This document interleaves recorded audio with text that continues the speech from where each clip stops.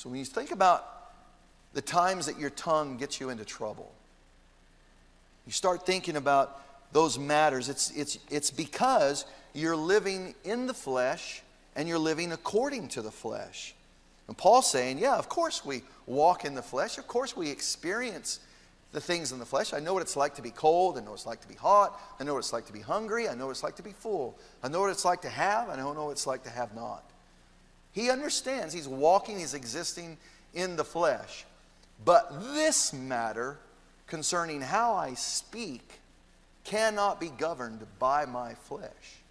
Cannot be governed by the circumstances of my life. He notes this is a spiritual matter. This is a spiritual work. There are spiritual enemies. There are spiritual purposes that God is wanting to do. And so when in that second and third verse where he begins to address the latter part of verse number 2 and as we walk into verse number 3, it says, who regard us as if we walked according to the flesh, verse 3, for though we walk in the flesh, we do not war according to the flesh. So he acknowledges, yes, I know what it's like when someone says something to me and I want to speak back sharply to them. That's the way my flesh wants to engage here. But in this matter, for the church, for the Christian, you are not given permission to behave in the flesh. I think Paul and James would be in agreement that it is the tongue that loves to engage in the flesh.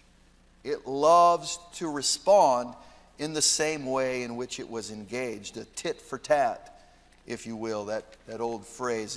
You spoke to me in this disposition, then let me speak to you in the same disposition. No, don't do that. That's exactly what Paul's saying here. You cannot let your flesh behave like this. How are we going to be able to control our tongue? How are we going to be able to take our thoughts captive whenever the enemy is hurling insults against us? How are we going to be able to stand against that without engaging in the same level of warfare that they've engaged in? How do I take my thoughts captive? How do I seize them so that they do not have the liberty to do what they want to do?